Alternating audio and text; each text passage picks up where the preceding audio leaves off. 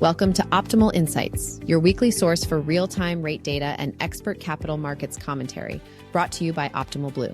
Let's dive in and help you maximize your profitability this week.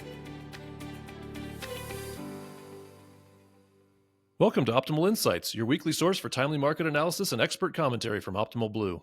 I'm your host, Jim Glennon, Vice President of Hedging and Trading Client Services at Optimal Blue. Our clients and industry partners have long relied on Optimal Blue for trusted insights and commentary, and these podcasts are an evolution of our commitment to keeping the industry informed. Let's dive into today's episode. All right, welcome everybody. Thanks for being here on this Monday. Again, in the interest of keeping you informed, we'll always strive to bring you up to the hour current events and how we should be thinking about these events and things going on in the market as originators and hedgers. We've got a great show coming up today. We will get into a little bit of a market update, talk a little bit more about tariffs, of course, but get a little bit more grounded on what's going on with interest rates in the bond markets and how that affects us in the mortgage industry.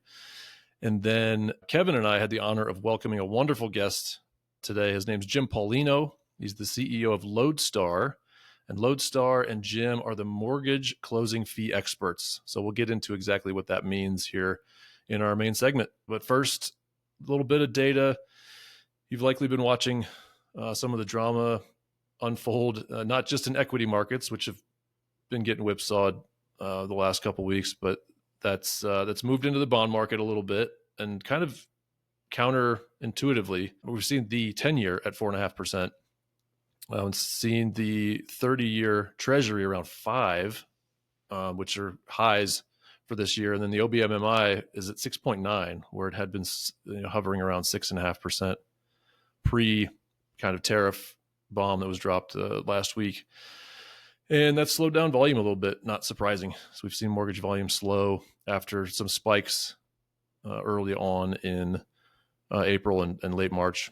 So again, seeing a bit of drama, a bit of volatility out there, and where volatility is usually our friend in the mortgage industry. Lately, it's actually been sending rates a little bit higher, or the drama that's causing the volatility is sending rates a little bit higher. But we'll get into that in the market update. And let's go check in with Jeff and Alex and do that right now. All right, so let's get right into it. Well, maybe start with Alex. What transpired over the weekend that's got the market excited again this morning? Yeah, no, markets are excited this morning over an exemption placed on computers and semiconductor chips in regards to the tariffs. So those items have been exempted from the tariffs. These market leaders, your Magnificent Seven in the equities market world, followed by, semiconductors stocks, just generally speaking, have performed really well over the past 2-3 years with the AI boom. And they've been probably the most downbeaten stocks in this sell-off in regards to the tariffs. So we have seen them peeled off over the weekend, more of the back and forth that we keep seeing. Most experts are thinking that these are going to end up having a sector-specific carve-out. Much like autos currently have. Autos have 25% tariff on them right now. Auto parts are going to get a 25% tariff beginning in early May. And the expectation here is for something similar to be done with computers and semiconductor chips. Howard Lutnick over the weekend in regards to this exemption was saying how that is what they plan to do, and that it's a matter of national security in their eyes to onshore production of these semiconductor chips. All right. And that includes like smartphones and laptops and some other items that they were being hotly debated there, especially cell phones, right? Like how's the US going to make an iPhone for $1,000? Right. I think some of this was definitely, like I said, the semiconductors, likely a national security issue, and then really just addressing the elephant in the room. A lot of articles, the iPhone issue. How much is your iPhone going to cost when, someone in America makes it for you and clips in all the pieces for you? So I think this was a little bit of, working with the public, and then also just working to onshore those chips in the long run. Again, dropping them down to zero, that's going to be a net neutral, not going to change anything regarding how they're currently produced. Generally speaking, the majority of our chips are currently produced in Taiwan, who I wouldn't expect there to be any national security issues there, barring a hostile takeover by China. But right now, Taiwan under its current regime is extremely friendly to the U.S. So I don't think there was really much concern there, but I understand wanting to onshore it. Sure. And some of it is, they said it's temporary. whatever that means, right? The exemption is temporary pending further discussion with some Right. of I these mean, other what countries. isn't temporary about all these? Like, Fair. they've been saying the tariffs are temporary from the beginning. We currently have a temporary exemption. But yeah, like I said, the expectation is to see tariffs put back on these. Again, it'll just be a code essentially at the port of entry. If the laptops are a certain code when they're brought into the U.S. and if you have those in your shipping container, you'll be paying XYZ on the tariff. But that's to be announced still. Meanwhile, there's still the 90-day pause on reciprocal tariffs in general, right? Which would bring us to roughly early July. July, right? Yep. I think July 7th is 90 days out from when they exempted them. So yeah, I think we'll be in this boat again in 2 to 3 months, barring major headway on a lot of trade deals. I think a lot of articles were saying, 90 plus countries need to get a trade deal done with the U.S. in 90 days. That's a steep task, even for negotiation teams the size that the U.S. can put together. So tying it back to rates, we saw the 10-year peak at around 4.56, 4.57, like midday Friday.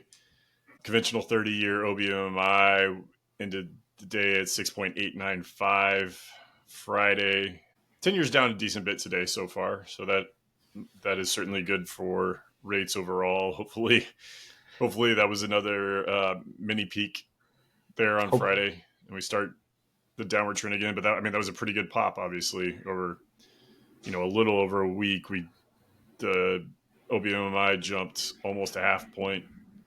Hopefully so. Yeah. Hopefully this was the peak and temporary. But I think the way to think about these pops that we're seeing in rates are, especially, in regards to treasuries, and treasuries bleed through to the mortgage rates that we see. But anytime the tariff regime gets too extreme in the eyes of the market, you're going to see rebellion from, and it could be anyone from, our geopolitical partners around the world. It could be China, or it could be domestic banks. There's a lot of finger pointing right now on who was dumping treasuries. There weren't a lot of fans of tariffs domestically or internationally. And so in regards to those that are major holders of treasuries.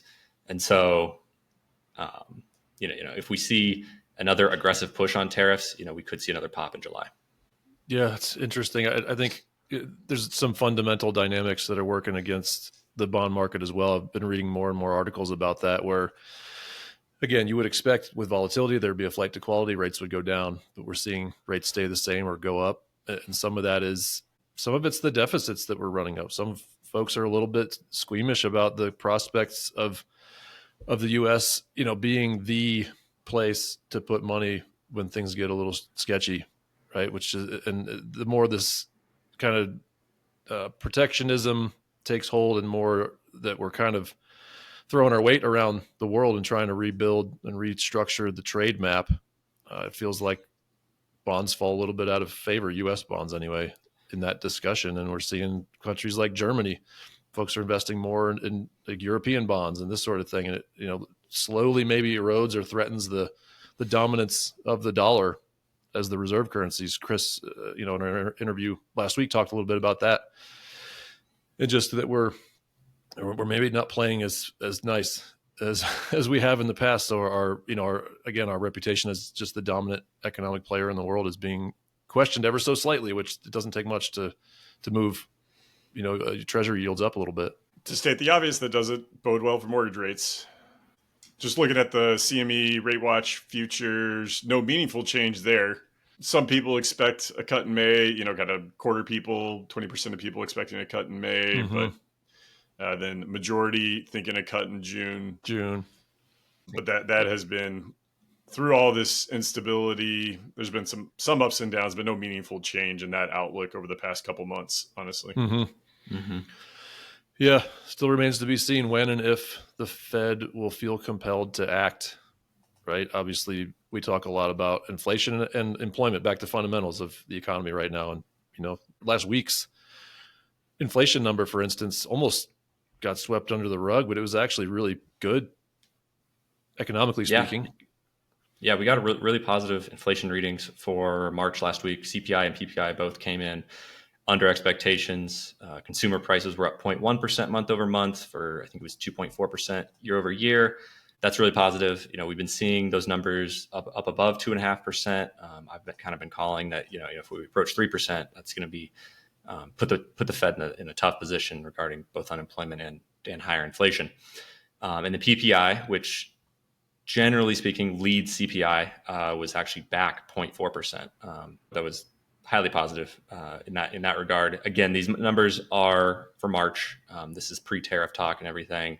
We could see, and I would expect to see, the tariffs that remain in place, the 10% that we have across the board right now, those will bleed into the inflation numbers. My best bet would probably be in the June release for May, just because we're really not going to see those tariffs start to hit until for a few weeks yet. A fun fact I actually found out recently was that anything that's currently on the water, a good that is on a ship right now, will not be tariffed, so long as it left the port of exit from the country of origin before the tariff date. That's interesting. Yeah, I did not know that till you mentioned that earlier.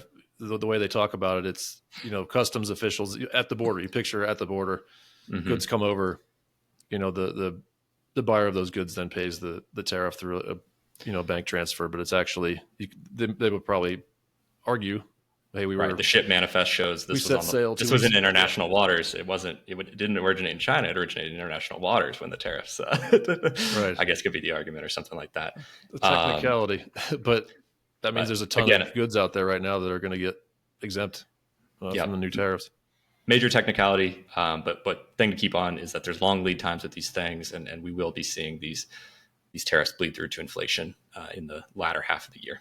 Yeah, and as we know, the labor situation continues to be super strong. So that's another area where it seems unlikely, unless there's a major change there, it seems unlikely that the Fed would need to focus on that anytime soon. But again, we've talked about, we have Doge, where we've lost a lot of jobs in the U.S. government, and also just a general feel that we may be in recession, that the cycle may be coming back around. We may have already been a little bit fragile before some of the tariff discussions. So we will see.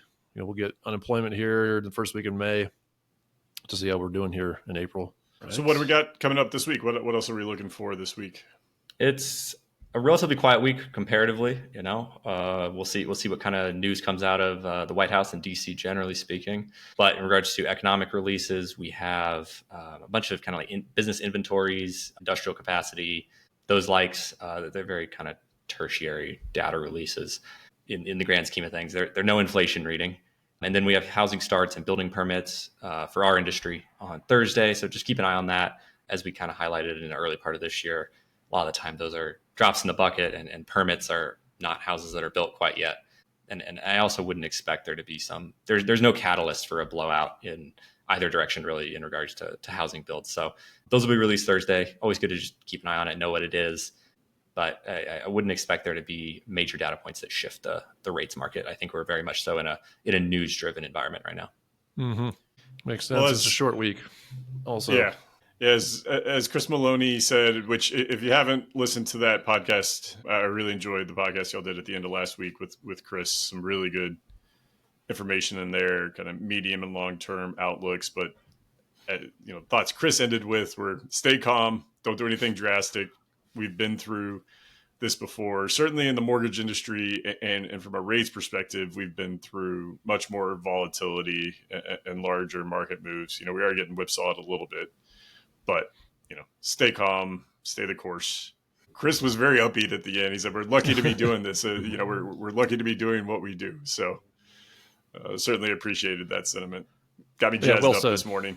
Yeah. Well said. Yeah. That was a great interview. And yeah, wise words. Yep. Always be thankful for what you have. Yep. Definitely. All right, team. Let's wrap this thing up. Thanks, Jim. Appreciate it. Have a good one.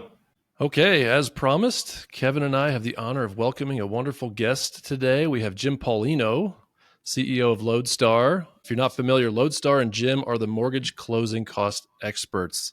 Welcome, Jim. Thanks, Jim. Thanks, Kevin. Appreciate you having me. Yeah, thanks for being here. I don't know about interesting guests. A lot to live up to today.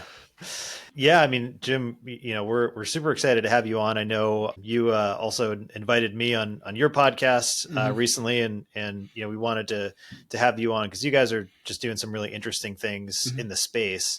But before we jump into that, wondering if maybe you could, for our audience, just start off with a little bit about your background, how you started LodeStar, and how you got to where you are today. Yeah, absolutely. I feel like everyone either gets born into this industry or stumbles into it. And I was in that first group where I grew up in a family-owned title company up in New England, grew up in Rhode Island. And as a kid, I was climbing on filing cabinets on the weekends. I remember when they had typewriters to type up policies.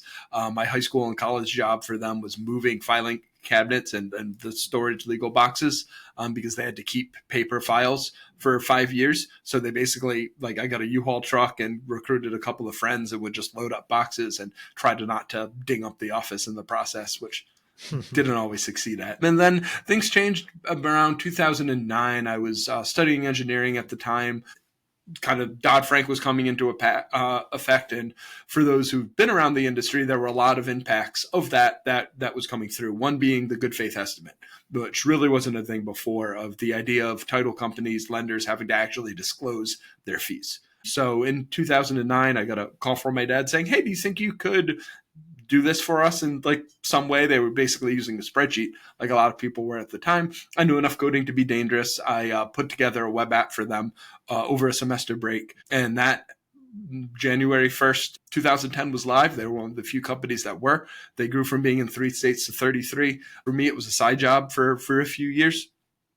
Which was nice. I was graduated college, worked in New York. It was a good second income. And then right around 2013, I kind of saw what was happening with TRID. It seemed like, okay, there's another regulation. So let's figure out a way of complying to this now. And I had always been really interested in being an entrepreneur. A lot of folks in my family have been, my dad, obviously, but and one of these walls behind me, you can see all the kind of family entrepreneurs.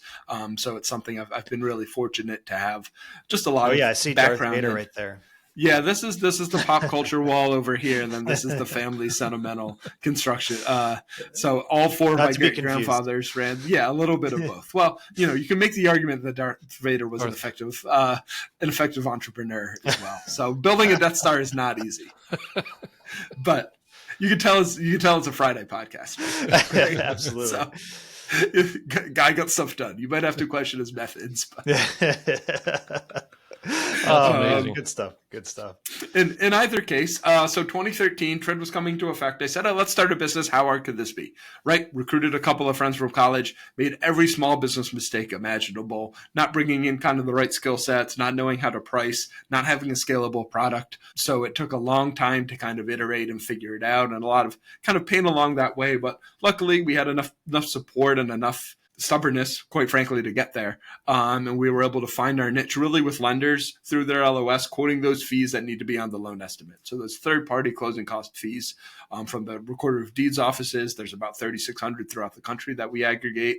Title-related fees, we actually recently opened our own title company in the last couple of years as well. So we've been able to grow in that niche. We have about 23, 24 employees right now, over 250 clients that we support. So we've been able to find our niche, and we're actually the only independently owned closing cost company kind of in this space. So because this is all we do, we're the closing cost experts. I always kind of compare us to our competitors. It's like getting sushi at a gas station. Right. We're the sushi bar. This is all we do. And you might pay a little bit extra, but you're not going to get sick. Right. So. No, that is amazing. That's just such a classic entrepreneur story, right? You saw, out of the great financial crisis came an opportunity. Yeah. A ton of different types of opportunities, but the fee piece, I don't know that everybody would have thought of that. Obviously no one else did. I didn't, right? It fell into my lap, right? You just you find, everyone gives advice to entrepreneurs and find something you're passionate about. Yeah. No, find a problem that someone will pay you to solve that you could fix. And that's it. That's what you have to do. And I was lucky for one to fall on my lap and able to figure it out. So I'm not necessarily passionate about closing costs as much I am about running an organization, being an entrepreneur. I coach other entrepreneurs. It's something that I really, really like to do. Yeah. You clearly have that spirit in your family. And that's what brought you into the mortgage business and then into fees. And like you said, you're kind of carrying that on and sharing it with other people. I think that's just fantastic. Yeah, yeah. It's a really impressive story, Jim. And I think kind of in the spirit of finding your niche, what you guys are doing, how you're helping lenders is so important because obviously if you don't get fees right up front, there's a lot of issues that you're going to run into downstream. So how do you approach those conversations with lenders around the importance of getting fees right up front, and how you guys play a role in that process? Sure. Yeah, I think there are a lot of components to it, to the cost of the fees and cures. ICE put out a report in the last year that per loan, the cost of cures is something around $1,200. And that's not only the cost of the cure itself, but the time you have to pay folks to fix it, whether it be compliance people, attorneys, all of your staff. The cures that we're responsible for wind up being about $300 and change per loan. So that's a number that we can get down pretty significantly. So it's not just getting the number wrong and having to pay a small fee for something that's $5 off, right? There's the time it takes everyone to do that. So that's what happens when you're under disclosing. And then what a lot of lenders do to avoid that, especially earlier on in the process, is, hey, let's just over disclose, right? So now it's tougher to measure, but you've basically made yourself less competitive. If you've gone and said, like, every time the seller needs to pay a deed tax, we're going to put it on the buyer just to cover ourselves. We'll never pay a cure. Yeah, but you also might lose out on a couple loans because your pricing is $3,000 higher than the other person. And if someone actually shops, you're going to look off because of that. So it's something that it's really important to kind of, thread the needle there and be accurate and not under and not over, because there's real costs on both sides. It's an efficiency exercise, right? So LodeStar, whichever side of that scenario you're on, you're either helping the client be more efficient by not having these delays and maybe reputational risk of under disclosing and having to fix it later or cure. Yeah. Or like you said, on the other side, you're allowing them to be more price competitive, which is, as important now as it's ever been. Yeah. And like anything else, I mean, like pricing on your end, right? If it's a matter of complexity, if someone's doing loans in one county and that's it, they don't need our product. They can template it. I'm sure they probably still need Optimal Blue, but like it looks a lot different than a consumer direct office, a 30-state lender, someone a lot bigger. So they're always, people come to us usually when they've had a poor experience with how they're supporting things currently, they're adding a bunch of states, or they got slapped on a wrist with a $4,000 cure and they realize they can't handle this themselves anymore.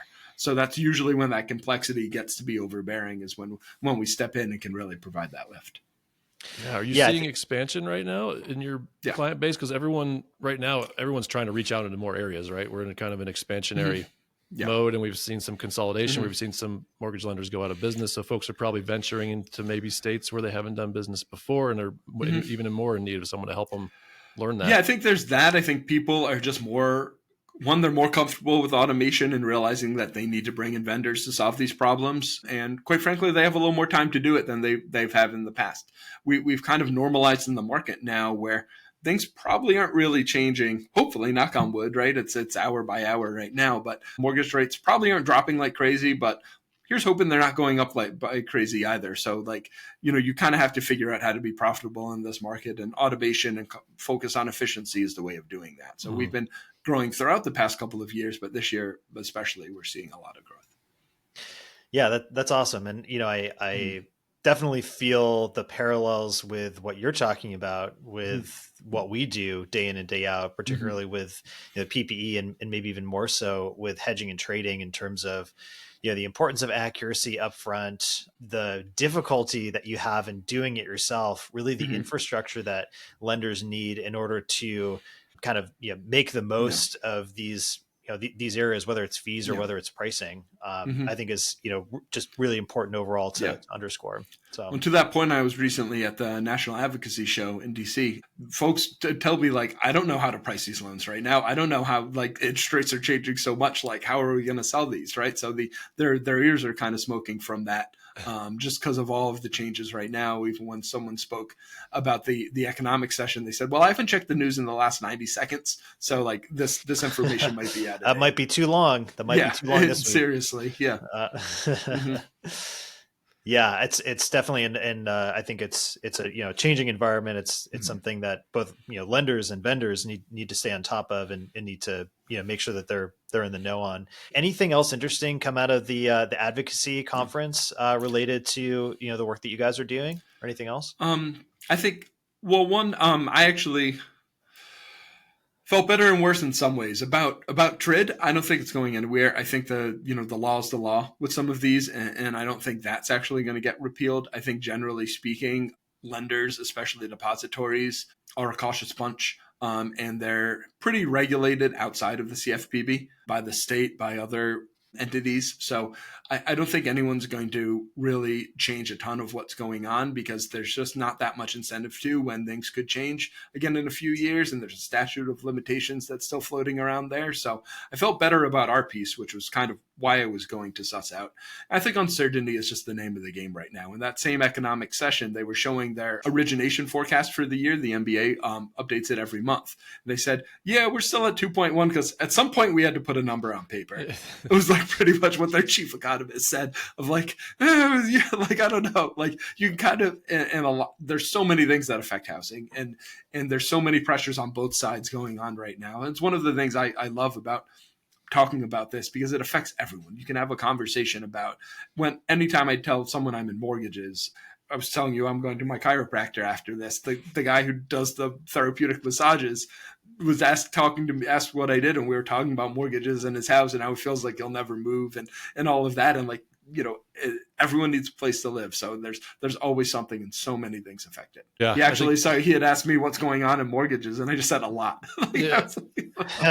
Which is nice. Yeah. It's been, it has been a couple of years of relative stability, right? But after this year, the new administration, this last week, it's almost like the projections that, Fannie puts out, MBA puts out. Like, I'm almost feeling like the least likely scenario is for those projections to play out.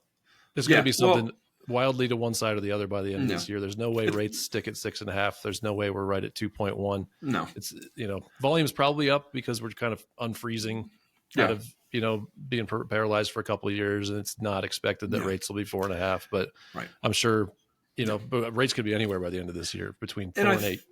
Yep. Yeah, exactly. I had a client say, I don't know, 3 to 10, somewhere in between, right, at some point. So, and I think the bigger concern, just to put a button on the conference, isn't necessarily deregulation opening things up as much as some effects of some of these changes hurting the market, the liquidity in the market, especially GSE reform.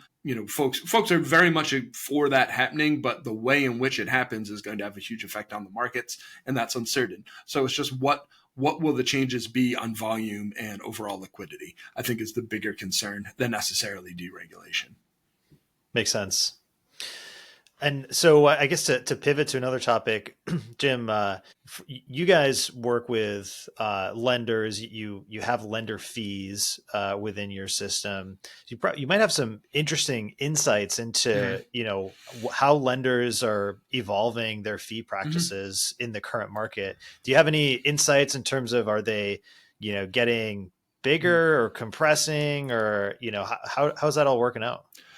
I think all of the above. And the lender fees, or ancillary fees as we call them sometimes, is a slightly newer area for us, but because there's a lot of pressure on quoting fees earlier and earlier in the process and across different systems, there's a lot more need for us to be that single source for lender fees, for all these other fees. For a while, they were in the LOS. You didn't need them anywhere else. They were set by the lender, so we didn't really have to deal with them.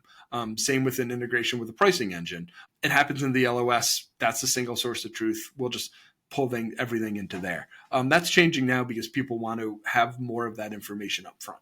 So we're seeing that with lender fees. Some are incredibly simple and some are incredibly complex. Some lenders refuse to even pay us to manage lender fees because they feel like it's not worth it because they're so straightforward. Others, it's literally a 20-sheet spreadsheet that has to get set up. So there's no correlation with the size of the lender or the things that you think would affect their complexity, in my opinion. The other trend I saw when I was at the Mortgage Collaborative show is obviously credit scores and the cost of credit. It's a huge pain point and issue in the industry. It seems like folks are starting to charge that to the borrower. Here and there, I think you've gotten some early adopters that have pulled it out. I wouldn't be surprised if that's going to happen more and more, which is tough, right?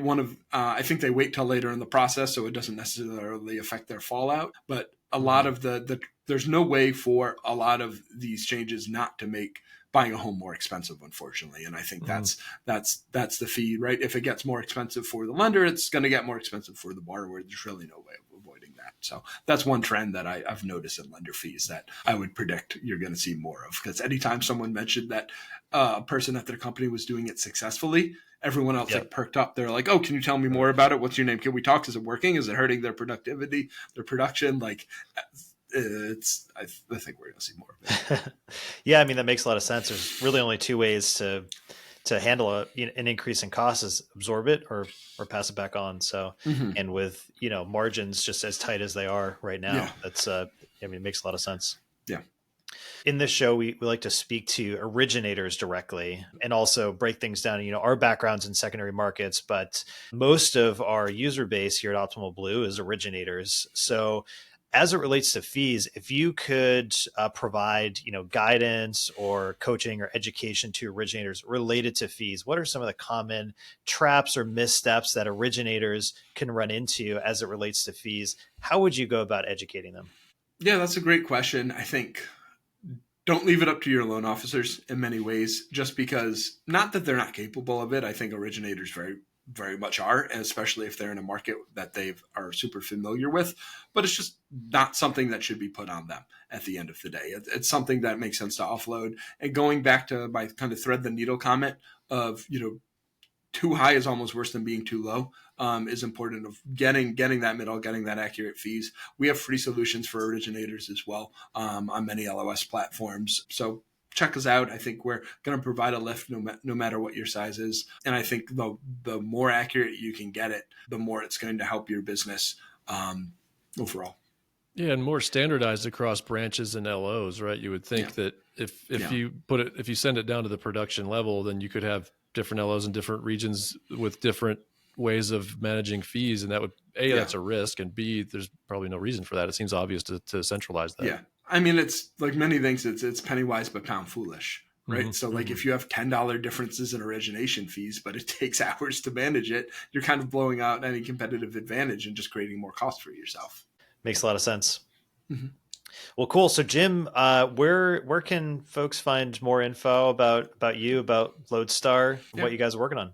Sure. Yep. You can see me on LinkedIn, Jim Paolino. Try to post a little bit, getting a little bit better about it, but always tough. And then LodeStarSS.com, the LodeStar site where you can find out a lot about what we're doing. There's links to sign up for the free versions I've mentioned. There's a lot of content we create on our end that's on the website as well. So please come check us out at LodeStarSS.com. And thank you both for having me. Same. No, thank you so much, Jim. This has been a great discussion and informative for me, for sure. I think there's a lot of folks out there that didn't know. This is another one of those niches of the industry that a lot of people don't know exists. So lucky enough to fall into it. That's right. Appreciate the time. Jim Paolino, everybody. LodeStar. Thanks, Jim. Have a good day. Thanks. Have a good weekend. Thanks, Jim. Okay, let's wrap this thing up. Thanks so much, Alex and Jeff, and of course, Jim Paolino for the interview. That's it for today. Join us next week for another episode of Optimal Insights, where we'll continue to provide you with the latest market analysis and insights to help you stay ahead. Don't forget to follow us on LinkedIn for more updates and to access our latest video episodes. You can also find each episode on all major podcast platforms. Thank you for tuning in to Optimal Insights.